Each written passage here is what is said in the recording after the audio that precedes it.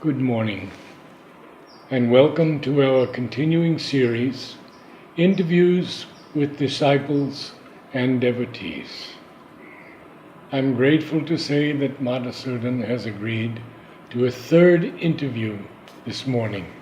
Namaste. Namaste, Narad. You are going to talk about hormones. Yeah, how boring to talk about hormones. Who cares? But believe it or not, if you understand a little bit about hormones, you will see why at times you might even think that all the spiritual rituals of meditating for hours and praying and doing all these ascetic activities are, to me, redundant because you, through your hormones, can attain that. I'll give you one single example of a very simple hormone called Oxytocin. It is built by a gland in your brain, in the rear of your brain, and it is the hormone that is responsible for mother-child physical relationship, where there is the attachment of the child to the mother.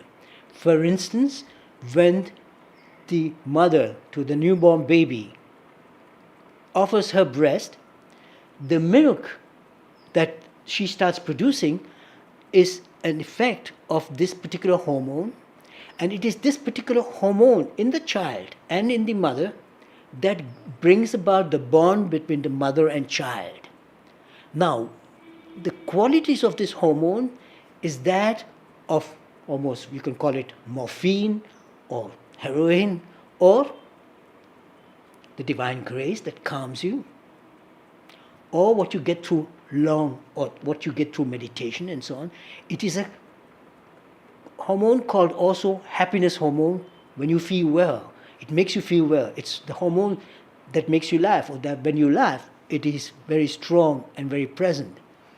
And I'm sure it's one of the hormones that is very dominant in me because I love laughing all the time. There's nothing that I find serious in anything. I have not found seriousness in anything. I think everything has a sense of humor in it.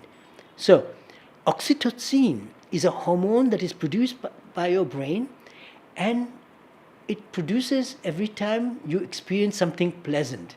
Pleasant music, pleasant feelings, when you receive a caress, or when Sri Ma blessed me or touched me, or when she held me in her arms. Automatically it produces in the child through the mother, and through the child the mother. It also takes place through your orgasm, through sexual activity. Very, very important. I'll explain that why why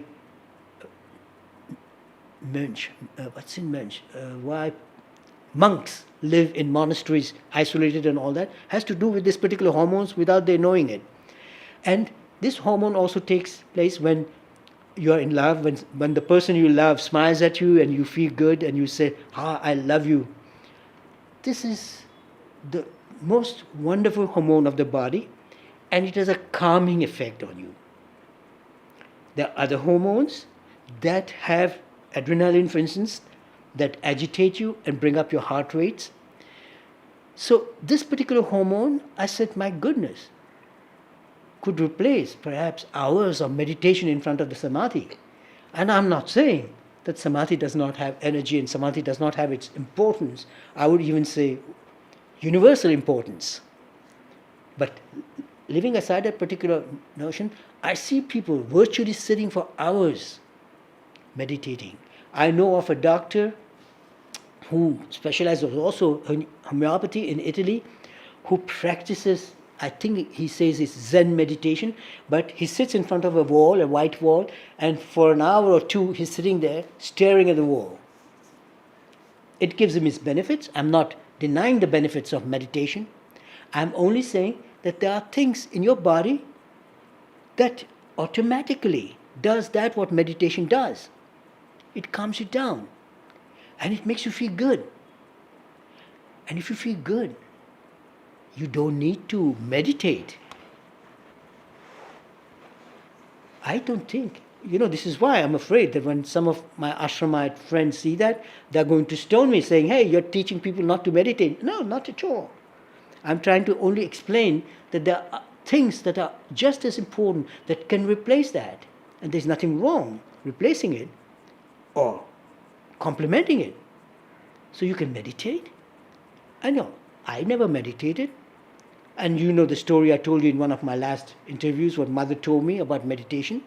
She said, don't worry, don't meditate, watch your stars, as long as you don't disturb anybody. And she was laughing. And I had asked her, how come I? She said, you will understand later. And now I understand why. Because I'm in a constant state of meditation, even if you see Madhusudan as a dynamic, active person. And I am dynamic. I'm not that passive person like Dalai Lama, thanks God, because it would be boring for me to be Dalai Lama. I adore him. He's a wonderful person.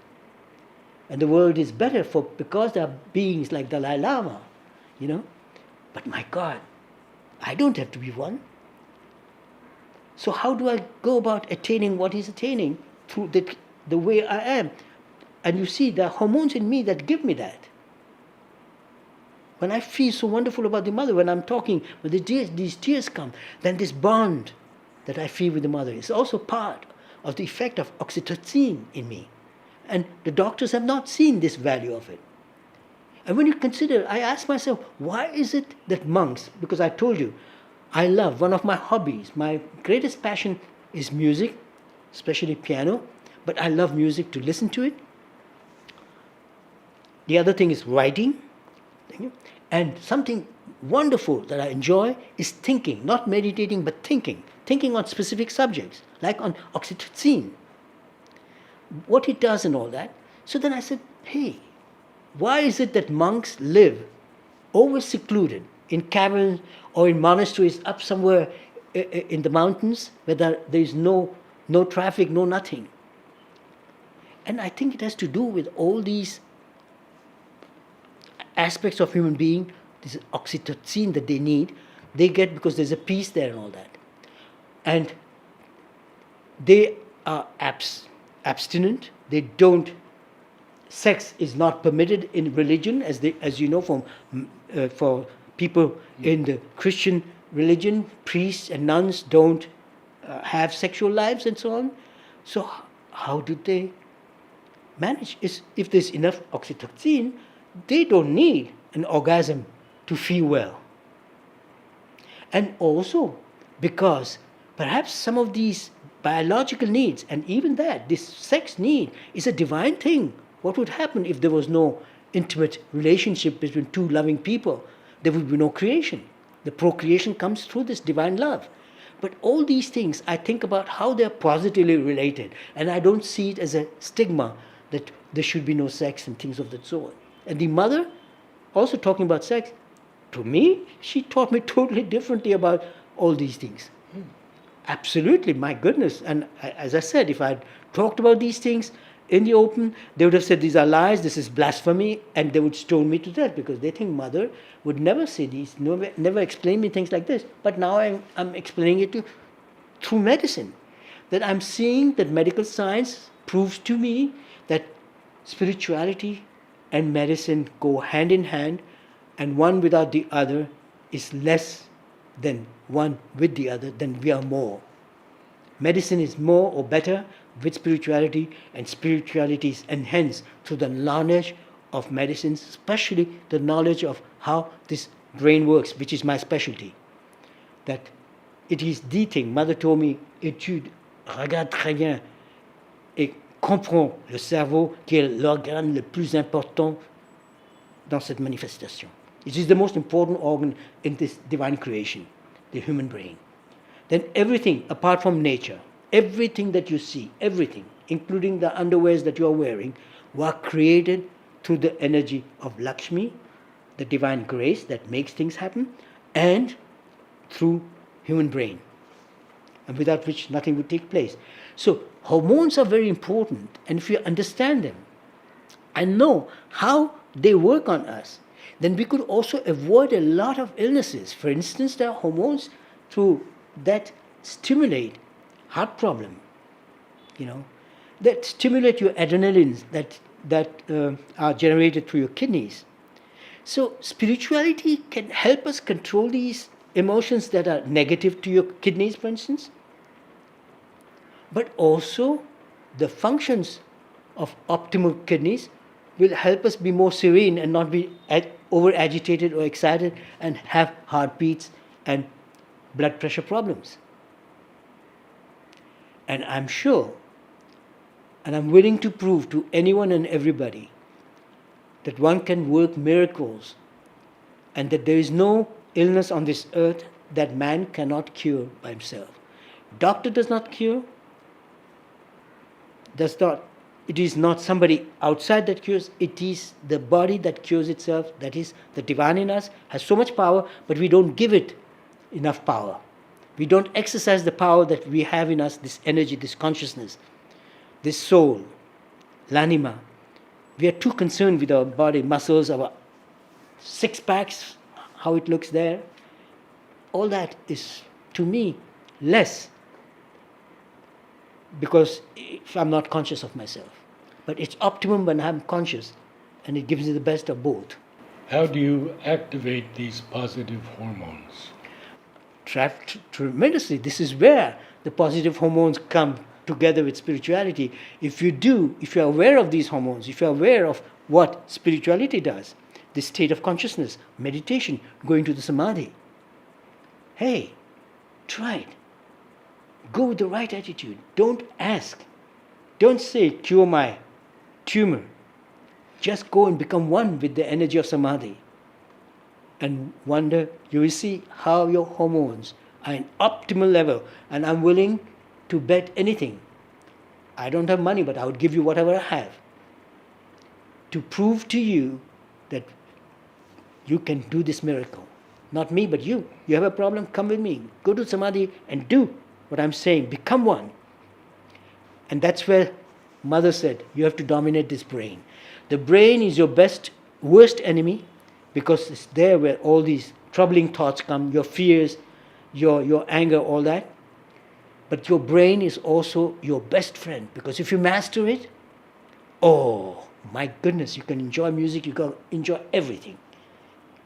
I enjoy everything. Good food. I love top quality cognacs. I love top quality whiskeys. And they say, hey, you're spiritual? Yeah, in my own way. I'm perhaps not the type of monk that you meet in Tibet, but I'm in my own way very spiritual. But I enjoy all these things, but I don't abuse them. I don't want alcohol to dominate me. Freedom is my birthright, and it's the most cherished thing that I have, is my personal freedom to think what I want to think and to be who I want to be. And I'm sure you can activate this power in you so that your hormones are optimum and your health is total harmony with your mind, body and soul. Truly try to be conscious of things that you like, and try and feel that what you like in its pure essence. Even if it's a gulab jamun, a sweet, I want you to eat with awareness. We enjoy it, but we enjoy only the taste. We do not enjoy the energy of it and your conscious state of what you're enjoying. Because people are too busy talking while they're eating. And I like to concentrate on what I'm doing. And if you're centered, you enjoy every single thing you do, including eating. And at times I also enjoy getting angry. But don't do what I say. Just do what is right. Are you still in touch with this lady? Oh yes, she calls me every day. And how are her tremors? She's completely off medication of Parkinsons, she told me. She taken pills too? She has promised me she has reduced them incredibly, and her friend who brought to me says it's true. She has reduced her pills without you checking on them and without you hammering her, because she's so motivated. She says, and the more I'm getting rid of the pills, the better I'm feeling. And she has no more tremors. She walks, she used to have problem talking. Now she talks with affirmation. She's very self-conscious. She's dressing herself, looking after her looks. She says, I feel younger. I feel better. And she is so grateful. She says, look, you have this small place where you're practicing and you have a small room behind where you sleep and everything, and I'm offering you my entire top floor that was my mother's place where nobody had the right to even step in. There is a bedroom, there's a kitchen, there is everything. There is a bathroom, there's a balcony, everything. And you're out in nature on top of this hill in Turin. And she says, you have fantastic view and all that. And there you can really have a wonderful life and be yourself. And I said, there's two problems. And she said, what are they? I said, you're very kind to offer me all that. It doesn't cost me nothing. You're saying I'll be your guest and everything. And there's a maid who looks after the house, cleaning and everything. Living in maid in a house. I said, there are two problems. One is that where you're living is up on the hill far away. And when I come to Turin, I don't have a car. I come by plane. And in terms of transportation, there's a complication. It's too far. Also for patients to come there and all that. Or if I have to come here and practice, I have to come down and it's far away where she lives. That's one problem.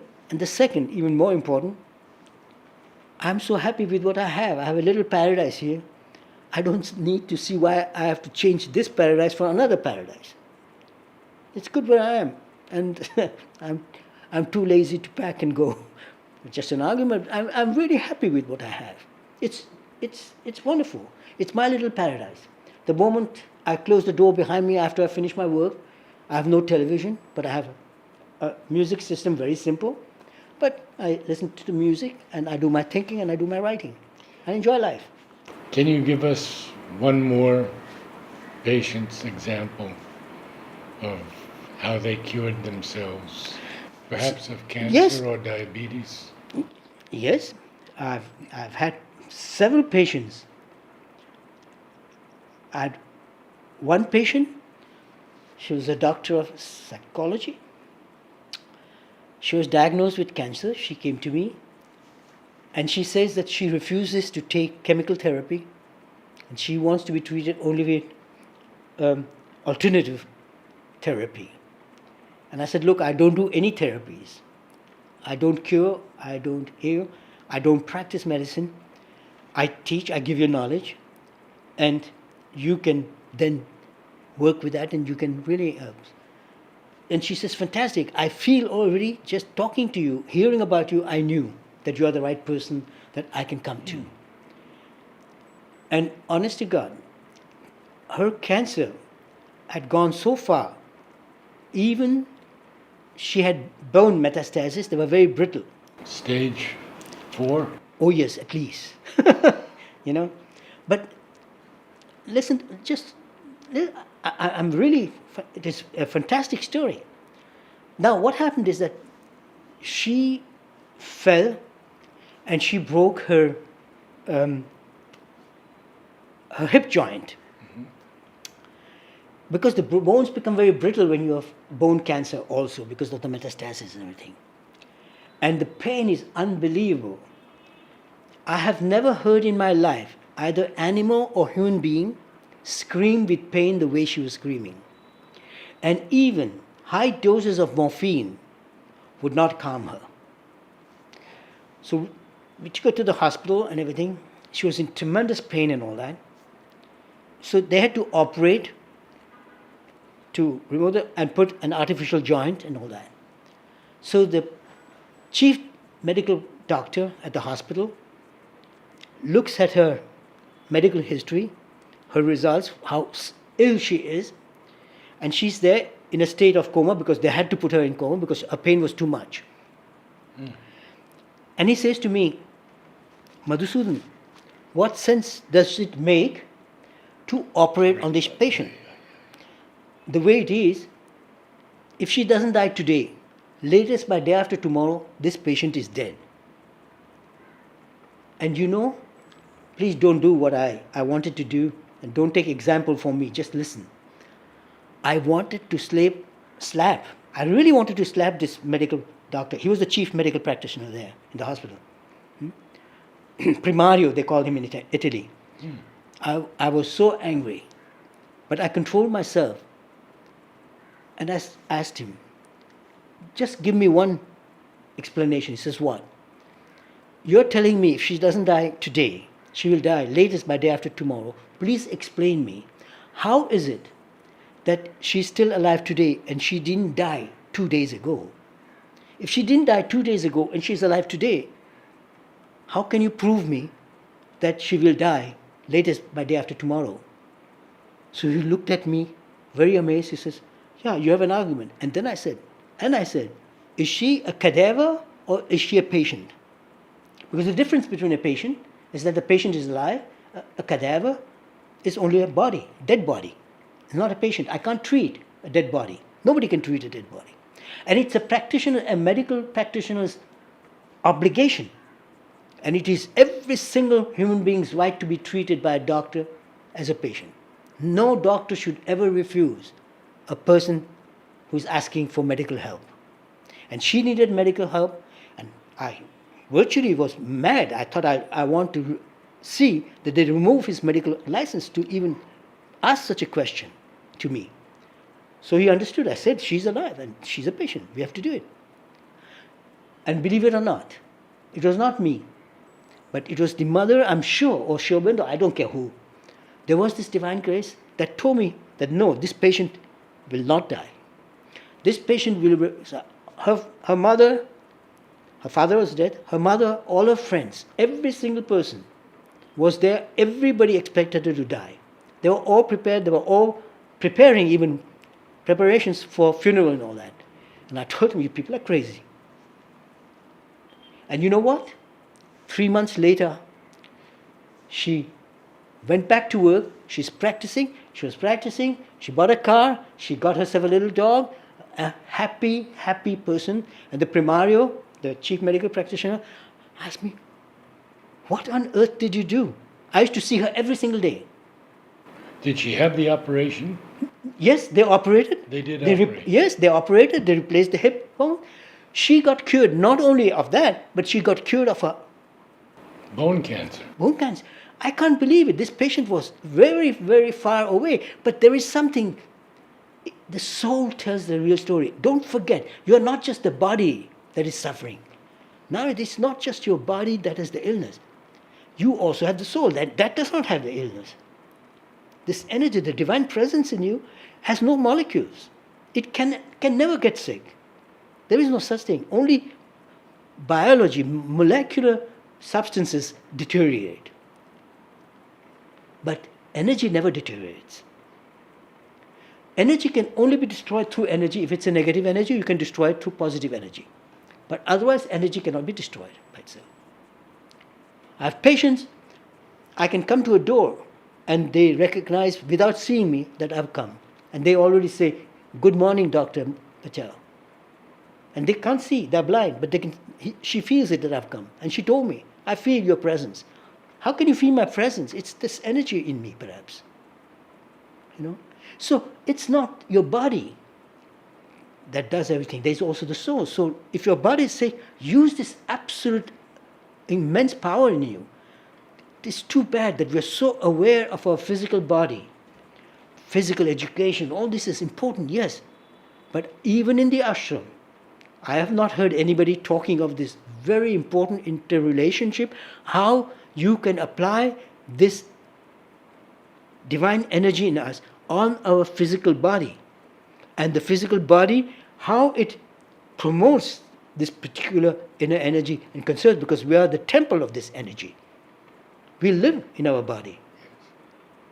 And we have to look after it. But then you got to look after what's living in it. And use it, activate it. Give it the power that it deserves. And the brain is the problem. It doesn't, we have too many thoughts, too many crazy ideas. I'm too lazy to think. I refuse to remember names. When I saw Narad, I recognized him, but I could not remember his name. It took me a while before the name Narad came. He recognized me straight away and said, you're Madhusudan.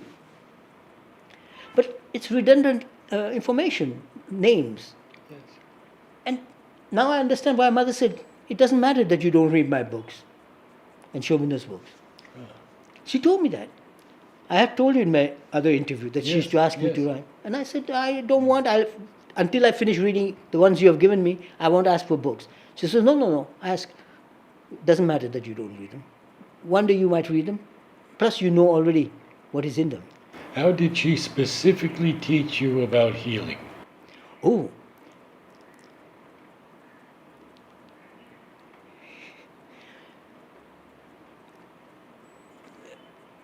I forget the year when I had an accident, or we had an accident with my younger brother, Indravadan. We were riding on a Lambretta, like a Vespa, a scooter.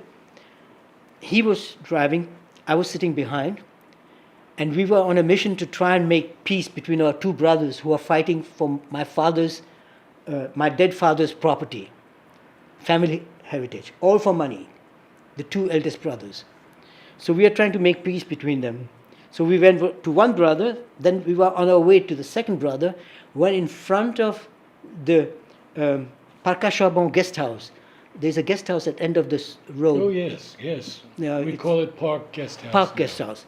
And right in front, on that crossing there, a truck, it was an ashram truck, crossed without stopping, and my brother crashed into this truck. He got killed. 3 days later, he died, and I was very severely injured. And I was in the hospital. I remember 2 days afterwards, Dada came. He shut the doors. He asked everybody to leave. I was alone. And I was curious to see why are they shutting the doors, And he's sitting alone, and he says, "I have something very important to tell you." Dada is pranab. Pranabda. And I thought that he's going to scold me because we had this accident, and Indravadam was my younger brother, and perhaps I should have been riding the scooter and not him, but he was only a year younger than me, or something like that. And he was bigger and stronger and better in everything, in school, in physical education, music, and everything. A very, very special person. And I thought, and he says, "Mother has asked me to speak to you." So I thought Mother now is going to tell, "Madhu, why didn't you protect your brother," or whatever. And then he said to me, "Madhusudan, Indravadhan has passed away." And when he said that to me, I was out of my mind. I said, "No, I don't agree with this. I don't want to stay in this stupid hospital. If it can't have saved my brother, I don't want to stay in it. I want to go home straight away." And believe it or not, the very same day I insisted, and Mother gave permission, and they took me to my family's home. This is where it started, where Mother started teaching me what I can do and what I cannot do, and how I should do it and all that. With regard to Indravadhan, she gave me an explanation which is very fine, and she says he had performed his dharma and everything. It was time for him to go, and there is a very specific reason, but I think that never came through to my brothers, and they both died still as enemies, but that's the story which we'll talk about another time, because it's not interesting anyway. But that's where this entire thing started, when I asked the Mother, why come I did not die in that accident? Together with him or instead of him? And she said, "Oh no, my son. I have brought you every single time I have come on this earth, I have brought you to do my work.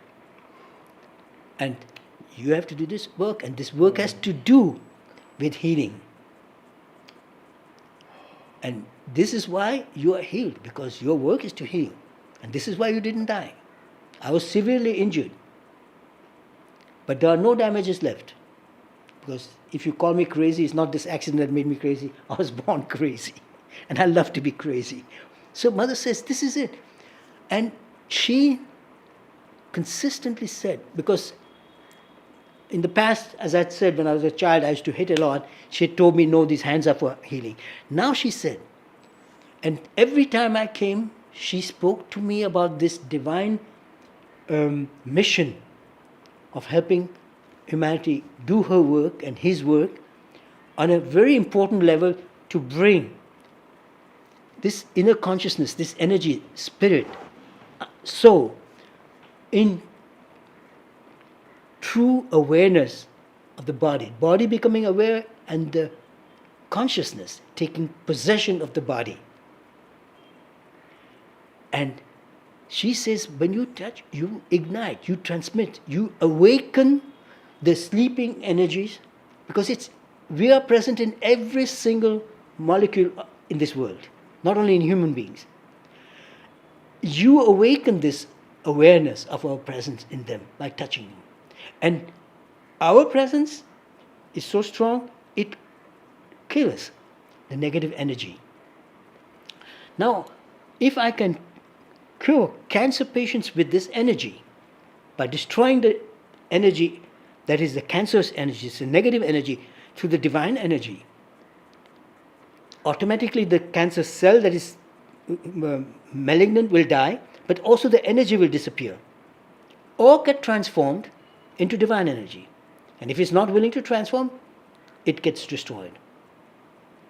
And this is not something I do mentally, that you destroy the energy, you touch and say, okay, go. No. You have to be in a state of this cosmic consciousness, the mother's and Sri Aurobindo consciousness. Hey, in all this, Sri Aurobindo plays a very important role, but in a very, very silent way. He has intervened once in a very important state when I wanted to quit. That's when he came and said to me, son, no, mother has asked me to come to you and talk to you. You have to continue doing your work. And the mother was there. I said, Srima, why? She says, listen to him. And he said, you have to do this. You can't stop. You have to continue and everything will be fine. Don't worry. I said, I'm not worried. I just want to enjoy life. He said, okay, then enjoy, but do it. And that's when I got the message that my work can be also an enjoyment. It was. But she said, it doesn't stop you from having fun in life. So continue and give. And I found out that today I don't want to live because if I don't do this, I don't want to live. There's no purpose. As long as somebody needs me, I don't care. Even if it's a dog. If that dog needs me, I am going to be here. The day nobody needs me or nothing needs me, then I have completed my mission, I leave. But as long as somebody needs me, I will not die. Would you allow us to give your email address to the people? Anybody and everybody is welcome.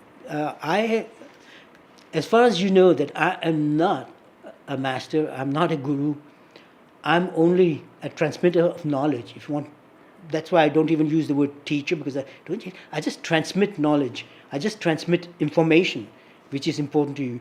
Information that I've achieved through my studies, which is from the medical science field and all that, and information even more important that I've received through the mother and Sri Aurobindo.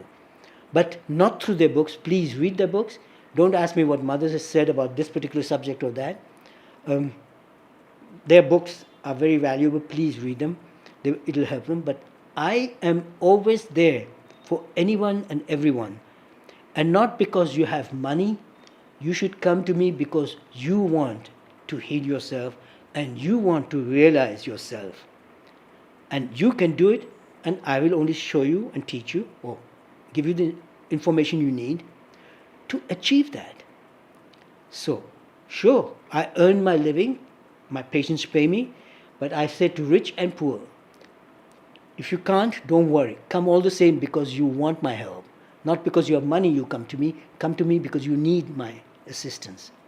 But I'm there for everyone, for the rich and the poor, and yes, a little more for the poor also because they need more help than just this medical help or this divine help. We have to have compassion. They are ours. And please, even though it is not in this particular context of what we are talking, we are all children of the divine, regardless of our color, regardless of our faith and religion. Remember, I'm saying, regardless of our religion, we are all their children. And therefore, all human beings are brothers and sisters, or sisters first and brothers. So please, don't make distinction between rich and poor, colored or not colored, religion or no religion. Just remember, we are their creation. That's how you can love them, and that's how you can love yourself. Thank you, Madhusudan. Prego. If you would like to contact Madhusudan, his email address is P as in Peter, N as in Nancy, I, PNI dot Madhu, MADHU